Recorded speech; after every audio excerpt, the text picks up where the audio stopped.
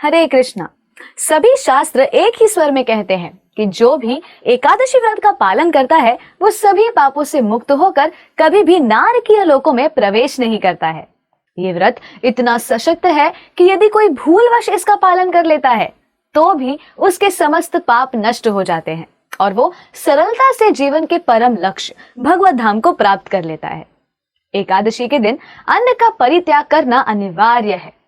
तो आज हम भविष्य उत्तर पुराण में वर्णित माघ मास के शुक्ल पक्ष में आने वाली जया यानी भैमी एकादशी की कथा और महिमा के बारे में चर्चा करेंगे। एक बार युधिष्ठिर महाराज और भगवान कृष्ण के संवाद में एकादशी के महात्म्य का वर्णन आता है।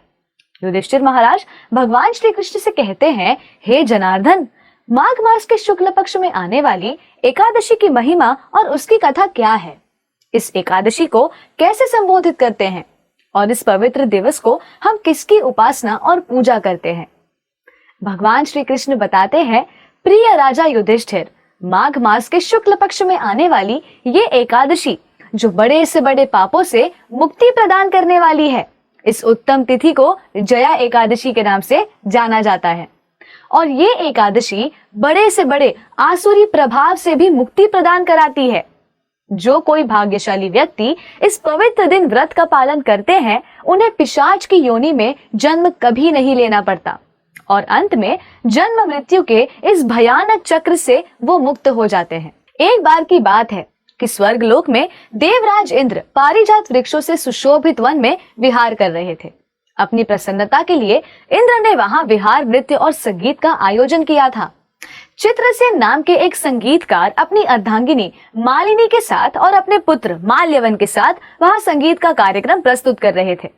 उसी स्थान पर पुष्पदूत की पुत्री पुष्पवती भी उपस्थित थी। तो हुआ यूं कि पुष्पवती और माल्यवन एक दूसरे को देखते ही मोहित हो गए। वो दोनों एक दूसरे के रूप और सौंदर्य के प्रति इतने आकर्षित हो गए कि संगीत का कार्यक्रम ध्यान पूर्वक प्रस्तुत नहीं कर सके। ये देख देवराज इंद्र इतने क्रोधित हुए कि उन्होंने पुष्पवती और माल्यवन को एक भयंकर श्राप दिया कि तुमने मेरी सेवा में बाधा डाली है, मैं तुमसे बहुत ज्यादा अप्रसन्न हूँ। अब तुम दोनों पिशाच योनि धारण कर पृथ्वी लोक पर अपने अपराध की सजा काटोगे।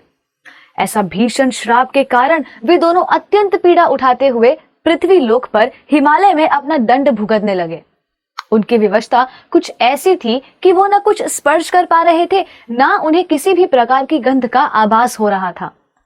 हिमालय पर्वत पर सर्दी से ठिठुरते हुए बहुत ही कष्टमय हालत में वे अपना जीवन व्यतीत कर रहे थे।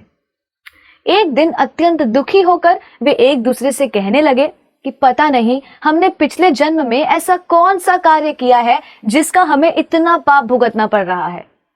पता नहीं हमसे ऐसा कौन सा अपराध हुआ है। सुना है कि नरकों में बहुत ही यातनाएं सहनी पड़ती हैं, किंतु जो यातनाएं हम अभी सह रहे हैं ये नरकों की यातनाएं से भी कई गुना ज्यादा अधिक हैं। इसलिए अब हमें हर प्रकार के पाप से बचकर रहना चाहिए और इस स्थिति से जल्द मुक्त होने का प्रयास करना चाहिए।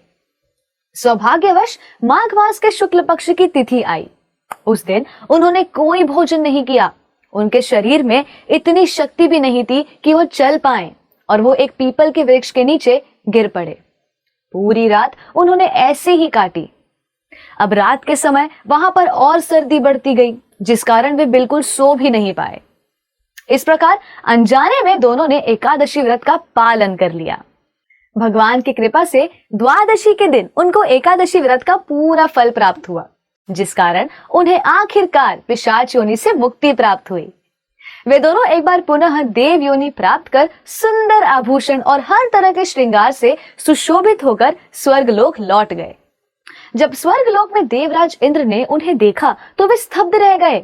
उन्होंने पुष्पवती और माल्यवन से पूछा कि आपने ऐसा कौन सा कार्य किया, किसकी उपासना की, जिसके फलस्वरूप आपके सारे पाप नष्ट हो गए और मेरा दिया हुआ श्राप भी टूट गया।